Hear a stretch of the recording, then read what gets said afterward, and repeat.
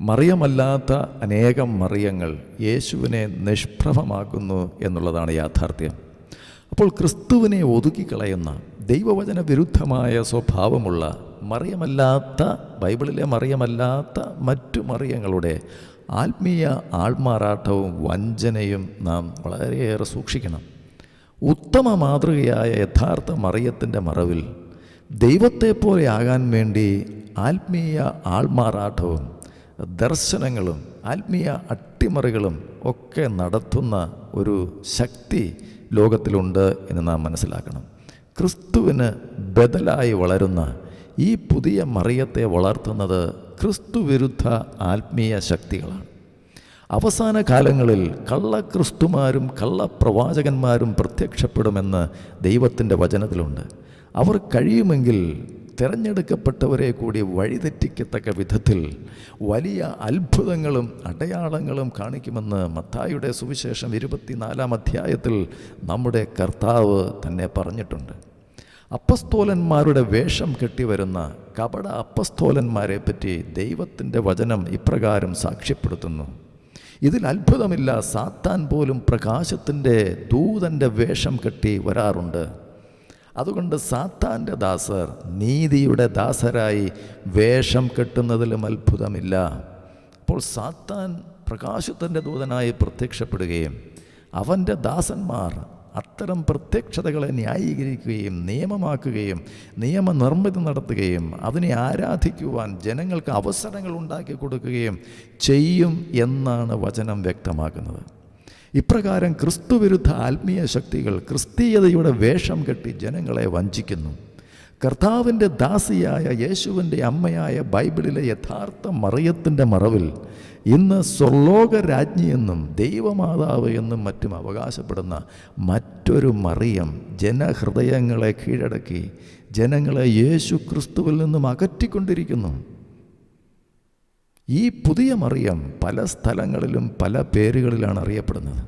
ഫാത്തിമ മാതാവ്, ലൂർദ് മാതാവ്, വേളാങ്കണ്ണി മാതാവ്, അമലോത്ഭവ മാതാവ്, വരപ്രസാദ മാതാവ്, കർമ്മല മാതാവ്, വ്യാകുല മാതാവ്, കാശിരൂപ മാതാവ്, കൊന്ത മാതാവ്, പുത്തിരി മാതാവ്, കറുത്ത മാതാവ്, മഞ്ഞു മാതാവ്, കൊരട്ടിമുത്തി, വല്ലാർപാടത്തമ്മ എന്നിങ്ങനെ അനേകം പരിവേഷങ്ങളിൽ അരങ്ങ് തകർക്കുകയാണ്. ഓസ്തിയിലും മറിയത്തെ കണ്ടു എന്ന് അവകാശപ്പെടുന്നവരുണ്ട്. ഈ മറിയങ്ങളെല്ലാവരും ജനങ്ങളുടെ ഇടയിൽ ഒരുപോലെ പ്രസിദ്ധരല്ല. ഇവർക്കെല്ലാം ജനപ്രീതിയുമുണ്ട്. അതുകൊണ്ട് അത്തരം ചില തീർത്ഥാടന കേന്ദ്രങ്ങളിൽ ജനപ്രവാഹം കൂടുതലാണ്. അതുകൊണ്ട് ഈ മറിയങ്ങളെല്ലാം യഥാർത്ഥത്തിൽ ഒരു വ്യക്തി തന്നെയാണോ എന്ന് നാം ചിന്തിക്കേണ്ടിയിരിക്കുന്നത്. പല വ്യക്തികളാണ്, പല ആത്മീയ വ്യക്തിത്വങ്ങളുടെ പ്രത്യക്ഷതകളാണ്, പ്രകടനങ്ങളാണ് അവയിൽ നടക്കുന്നത്. അതുകൊണ്ടാണ് ചില ഇത്തരം മറിയങ്ങൾക്ക് പ്രസിദ്ധിയും ശക്തിയും കൂടിയും കുറഞ്ഞു വരിക്കുന്നത്. അപ്പോൾ മനുഷ്യനെ ദൈവത്തെ പോലെയാക്കുന്ന തന്ത്രങ്ങൾക്ക് പിന്നിൽ മനുഷ്യവർഗത്തിൻ്റെ ശത്രുവായ സാത്താനാണ് എന്ന് നാം മനസ്സിലാക്കണം. സാത്താൻ നമ്മെ വഞ്ചിക്കും. അവൻ നമ്മെ നിത്യമരണത്തിലേക്ക് നടത്തും. അതിന് ഏറ്റവും ആസൂത്രിതമായ തന്ത്രങ്ങൾ, ഓരോ കാലഘട്ടത്തിലും മനുഷ്യനെ വഞ്ചിക്കുവാൻ കഴിയുന്ന തന്ത്രങ്ങൾ തന്നെ അവൻ രൂപപ്പെടുത്തും. അപ്പോൾ ഇതിൻ്റെ എല്ലാ സത്യാവസ്ഥ മനസ്സിലാക്കണമെങ്കിൽ നമ്മുടെ ആദി പിതാക്കളെ വഞ്ചിച്ച സാത്താൻ്റെ നുണച്ചതികളെയും തന്ത്രങ്ങളെയും ദൈവാത്മാവിൻ്റെ സഹായത്തോടെ നാം തിരിച്ചറിയണം. സാത്താൻ വലിയ ആൾമാറാട്ടക്കാരനാണ്. അവൻ സർപ്പത്തിലൂടെ വന്ന് ഹവ്വായെ നുണ പറഞ്ഞ് വഞ്ചിച്ചു. അത് നാം മനസ്സിലാക്കണം. ദൈവിക സത്യങ്ങളെ അവിശ്വസിക്കുവാനും സാത്താൻ്റെ നുണകളിൽ വിശ്വസിക്കുവാനും അവൻ അവരെ പ്രേരിപ്പിച്ചു. അങ്ങനെ സാത്താൻ മനുഷ്യവർഗത്തെ മുഴുവൻ വഞ്ചിച്ചു.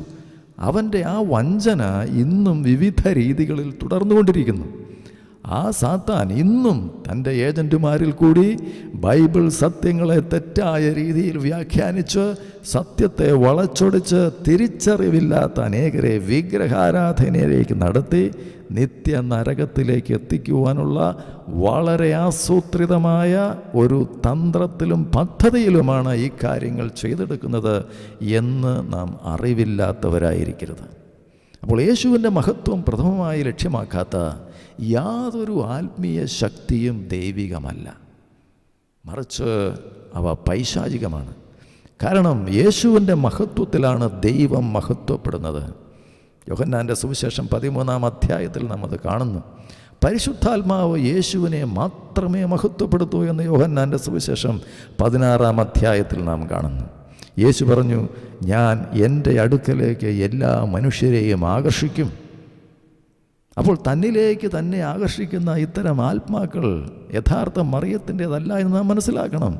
യേശു തന്നിലേക്ക് തന്നെ എല്ലാവരെയും ആകർഷിക്കും. യേശുവിലേക്ക് ആകർഷിക്കുന്നതാണ് ദൈവത്തിൻ്റെ ആത്മാവ്. പിതാവ് ആകർഷിക്കുന്നത് യേശുവിലേക്കാണ്. പിതാവ് ആകർഷിക്കാതെ ഒരുവനും യേശുവിലേക്ക് കടന്നു വരുവാൻ കഴിയില്ല എന്ന് യേശു വ്യക്തമാക്കിയിട്ടുള്ളതാണ്.